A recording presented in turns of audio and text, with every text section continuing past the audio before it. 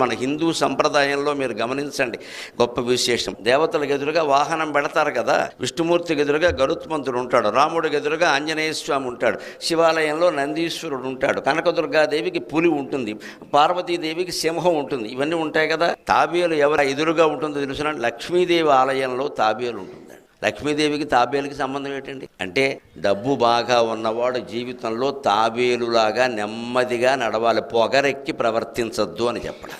దాన్ని కేశవనామాల్లో చెబుతారు. కేశవ, నారాయణ, మాధవ, గోవింద, విష్ణు, మధుసూదన, త్రివిక్రమ, వామన, శ్రీధర, హృషికేశ అంటారు. శ్రీధర అంటే లక్ష్మీదేవిని ధరించాడు. ఆ సకల సంపదలు నిన్ను చేరినప్పుడు నువ్వు ఎలా ఉండాలంటే హృషికేశ.